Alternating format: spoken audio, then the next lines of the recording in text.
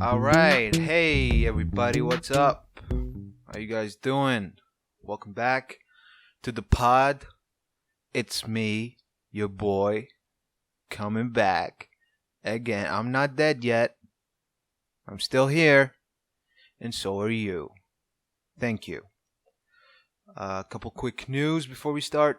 You can now find the podcast on Spotify, on Google Podcasts, also maybe on iTunes. I'm not really sure. But Spotify and Google Podcasts, it's there. It's definitely there. We got it, boys and girls. So yeah, if you're an audio listener, ooh, fancy, you can listen there. So hey, how's it going? What's up? Today, we are just gonna talk about El Camino, the new Breaking Bad movie. I wanted to wait a couple of days before doing this so you can watch it. If you still didn't watch it, you can turn this off because I'm gonna spoil everything. This is gonna be a deep dive. So, did you watch it or not yet? I can't hear you. Why am I asking you? So yeah, El Camino came out a couple days ago, and frankly, I am disappointed. Hugely disappointed. And I would say the only good thing that came out of all this was عاود تفرجت البريكنج باد كامل من الأول. That's all. It was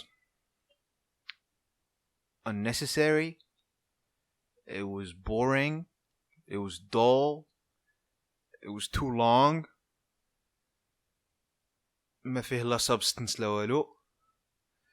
It was like جوج ديال لي زيبيزود زايدين من بريكنج باد اللي محتاجيناهمش ولا جوج ديال لي زيبيزود اللي تقدر تلقاهم بحال فاش كانوا غادي يخرجوا like a DVD special or a special edition. Like you can pay an extra $10 and you get it. It was really unnecessary 6 years after the fact. So the movie starts exactly من بعد شنو كيوقع في بريكنج باد في الحلقة الأخيرة فاش والتر كيمشي بداك الام 16 ديالو كيضرب كل شيء كيقتل كاع النيونازيز وكيعتق جيسي. And so the very first scene is a flashback ديال جيسي ومايك كيكونوا قدام داك الليك. I think that's the lake فين مايك كيموت, but like it was right before مايك غادي يبغي يخرج من البيزنس وجيسي حتى هو يبغي يخرج من البيزنس. And so they have this conversation about we have the chance باش نعاودو نبداو حياتنا من جديد فين تقدر تمشي. And Mike says I would go to Alaska. And so that's where Jesse gets the Alaska thing. See, the thing is, this movie kind of treats the fan or the watcher like he's stupid. Like ما خلاونا حتى شي حاجة imagination ديالنا. Like everything bam هاك سقلا في وجهك. شنو غادي يوقع لجيسي؟ No. You don't have the right to choose it for yourself or like think about it or have theories. No. Bam! ها شنو غادي يوقع لجيسي. ها كيفاش وقع باش فكر في ألاسكا. Everything they feed it to us like we're babies. So then there's this cut and we get to فاش جيسي يكون هارب بالطوموبيل ديالو and then كيتلاقى مع البوليس كيكونوا جايين هكا في الاتجاه المعاكس كيهرب لهم and then he goes to Skinny Pete and Badger. That was cool to see him again. Skinny Pete looked the same, but Badger looked cleaner. And that's kind of a trend I saw. الناس اللي تفرجوا لهذا الفيلم. That's one of the problems people have with it is that the people looked older and different. On one hand, it's true. You know, they could have used some de-aging stuff to make it, you know, as authentic as it can be. نحقاش داكشي وقع exactly the same day ديال فيلينا.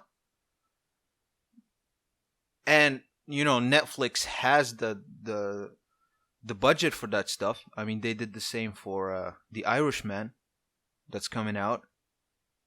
Like half of that movie is going to be de-aged and it looks fine. Doesn't look bad. And so on the other hand, you know, it is something that we're getting 6 years من بعد ما داكشي ما صوروا داكشي في الأول. And it doesn't really affect the story. There is no story, to be honest. Like the whole thing is just blah.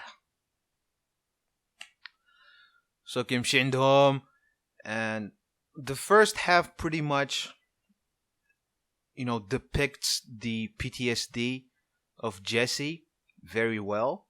It's good. It's there's the scene where he tries to shoot them. فاش Skinny Pete و Badger كيدخلوا عنده البيت because he's scared. You know, it makes sense. Then كيعيط لداك جو داك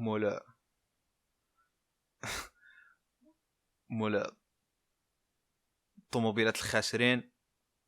And then, you know, he goes he doesn't want to help him لحقاش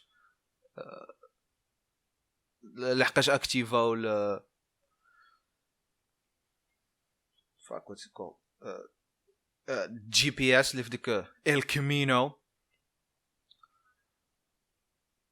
And then we get this really cool scene فاش Skinny Pete gets all like heroic and tries to help Jesse and comes up with this plan. But Badger يدير اللوطو ديال Skinny ويديها you know, the border of Mexico, and then Skinny gets the El Camino and Jesse gets the Skinny Pete's car, gets the Badger car باش يهرب. And then he tells him like, you know, علاش راك دير كاع هادشي علاش راك تعاونني هكذا. And Skinny is like, you're my hero and shit. That was cool. That was fine. That was cute. But it's, you know, for a big fan of Breaking Bad, that's really nice to see. You know, like these fan services, they're awesome to see. Like for someone اللي ما عاودش تفرج Breaking Bad, to see all the flashbacks and all the characters returning, that's really cool. But like لحقاش انا غير خليت الحلقه الاخيره ديال بريكنج باد باش تفرجت الحلقه الاخيره and then تفرجت الكامينو. You see this huge drop. It's very uh unclimactic. Anyways, so then uh we have these flashbacks of Todd, who looks fat. He's really fat. That's another problem that people have with it. But I didn't really care. Like, Todd is really an interesting character. Like, he's he's very he's very psychotic, but like in a very subtle way. Like how he handles business, and how he goes about his day, and how he's very, you know, unbothered by fucked up shit that happens. Like when he killed the kid, when he was torturing Jesse, like in this movie when he kills his maid because she found his money. Is a really interesting character. So the Todd flashbacks serve as to how Jesse, he needs money now to get the fuck out of there. He doesn't have any money, but the flashbacks, show us Todd used to hide his money. See, like, they show us everything. They leave nothing to the imagination, and I don't like that. I don't like that. I mean, the ending of Felina was almost perfect. This seemed unnecessary. Like, just a money grab. And, a lot of people were saying that. I didn't want to believe it because I trusted Vince Gilligan, the creator of the show, to do something good, to not fuck it up. But I guess, he's only human as well. If Netflix offers you hundreds of millions, even though you do have hundreds of millions, you don't walk out of that. You don't say, no, thank you. I don't want that 100 million. Well, no, please. I mean, me be like, when Netflix offers me money, yes, give me. Well, anyway. After that, he finds the money. Jesse finds the money. And then cops come in, or we think they're cops, but like they're not actually cops. They're this new gang that have some business with the neo-Nazis.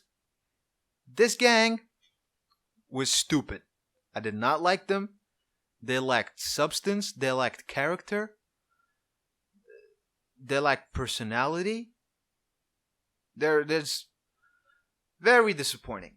Very They were the actors were like, that scene, like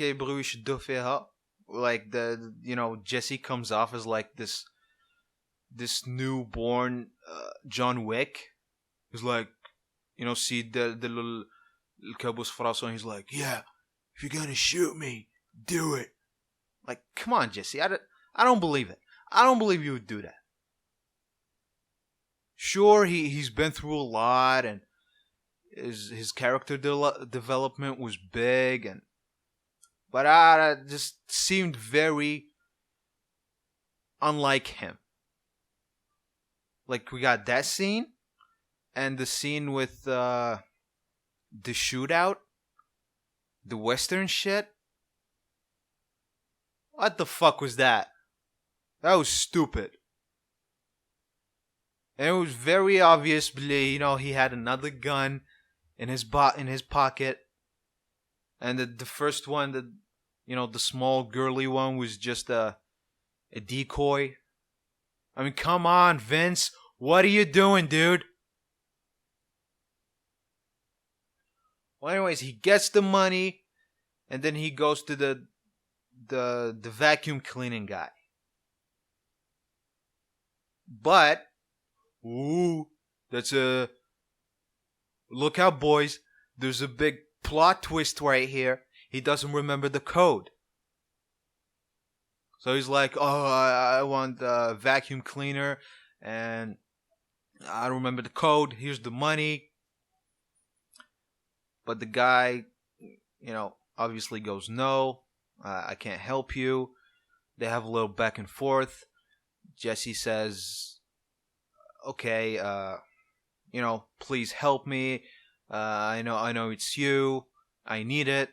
My face is plastered all over the news. I really need to get the fuck out of here. But he doesn't have enough money. Then we get, I would say, the second best scene of the whole thing. It's where, Jesse goes, well, the vacuum cleaner guy calls the cops, and Jesse thinks he's all, he goes all Walter White, he goes all smart, and he's like, no, you did not call the cops, you're just bluffing, da-da-da-da-da, and then the cops actually do come, and he freaks out. That was funny. That was nice. That was a good scene. So then, bottom line of all this, Jesse doesn't have enough money. He's like 1,800 short. So he goes, okay, the deal's the deal. I'm going to go find you the money. Then we have he goes to his parents' house. I would say out of all this unnecessary stuff, his goodbye to his parents was the most satisfying, because we didn't see them since شرع لهم الدار. So that was okay. That was nice. When he told them, it's not your fault. You did your best, and everything that happened to me is on me. That was okay. So yeah, then we have the whole shootout thing. Whatever. And then he gets the money. Wait, I'm not forgetting anything, am I? Yeah, so he wins the shootout. And then we have another, when he kills the guy that he was, face to face with, the other blonde, stupid guy goes all fucking Scarface on him, and Jesse shoots, and he never gets shot. Come on, I would have never thought in a million years that fucking stupid, bad action movie thing would be in something like a Breaking Bad sequel. Like he shoots at him 100 times and he never gets shot. He never gets hit. What the fuck, Vince? Pissing me off, man. So then, of course, Jesse shoots him and gets him right between the eyes. No, wait. No, he gets the first guy in the eyes. He shoots him, he kills him, of course, because he's the big hero of this. And again, very out of character for him. No matter how much growth he went through, doesn't seem like Jesse. Sounds, forced. Sounds very John Wicky. And I don't want Jesse to be John Wicky. I don't want any other John Wicky. There's only one John Wick, and I don't even like those movies. They're very loud, very hectic. They're all over the place. I don't like that. I just like subtle drama with a few minutes of action, maybe once in a while, like the way Breaking Bad used to do it.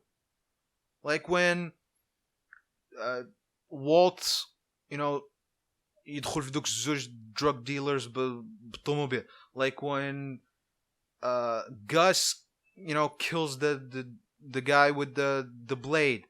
Like when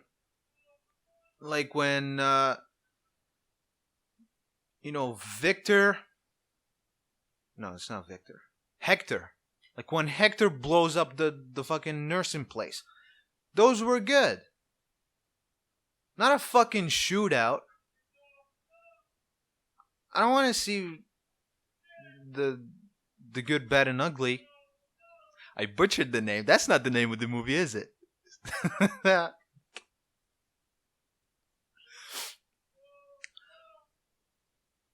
So then, what happens then? Oh, then we pretty much have the biggest fan service. The thing we were all waiting for is for Walter to make an appearance. So we got this old flashback when they just started cooking. They were having lunch or brunch. I don't know. I think that's the only thing that they didn't make 100% obvious. Everything else, up till the death of fucking Walter White, they say Walter White was found dead last Tuesday.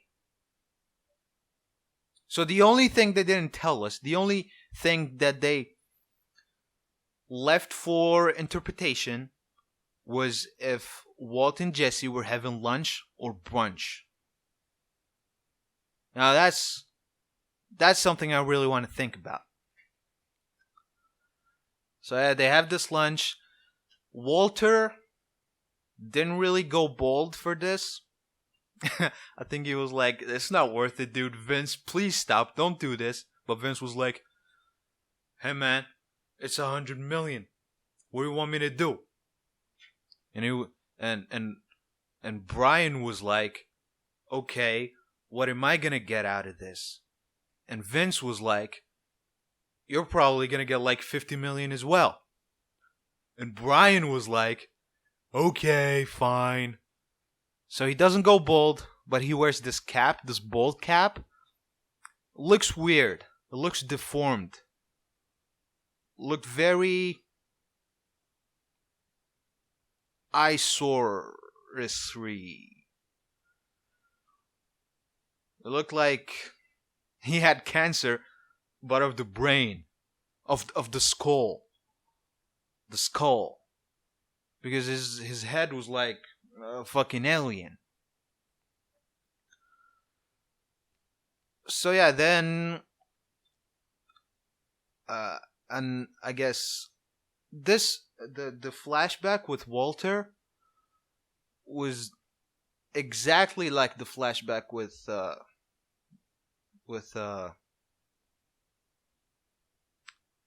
Mike. It just, it serves the same purpose.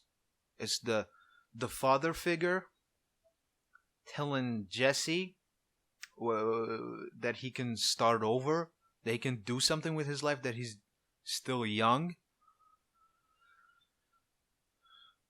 But as I said, it's really nice to see if you're a big Breaking Bad fan.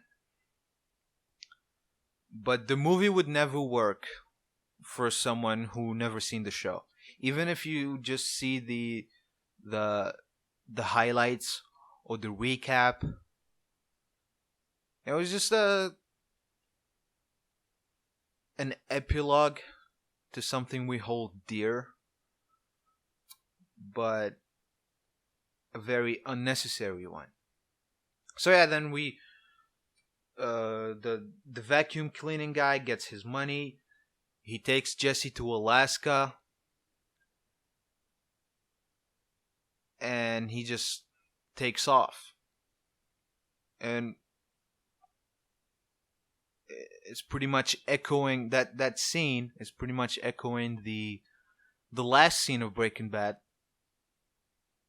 The second to last scene where in Felina, Jesse was going in his car, very agitated, very eccentric, and crying and laughing and screaming, and it's dark and have this weird red color on it to show maybe the pain. But in El Camino, it's like all white, and he's clean shaved and he looks good. He looks, focused. He has this little smirk on his face, like he's happy. So, we see that he's going for the happy ending, which is, we didn't need that. It was better, I would say, when we didn't know what was going to happen to him.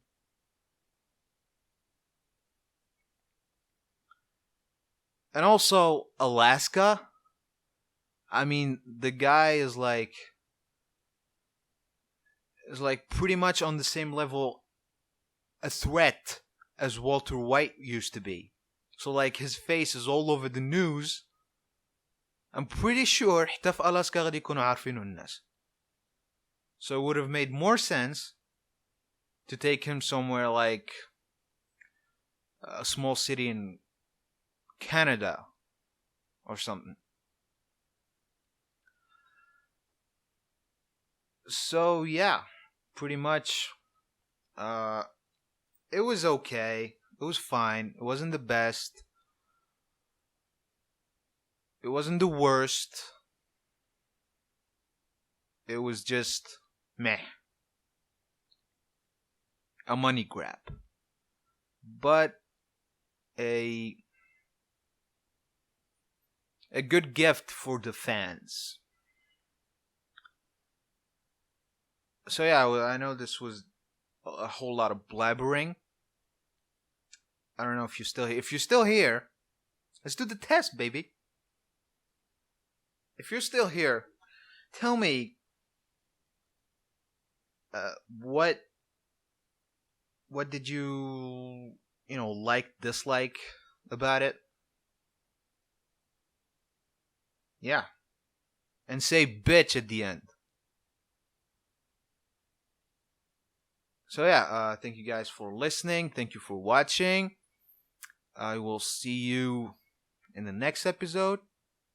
Please like and subscribe. Share it with your friends if they want to listen to something as bad as El Camino. My podcast is like El Camino of podcasts. Okay, see ya.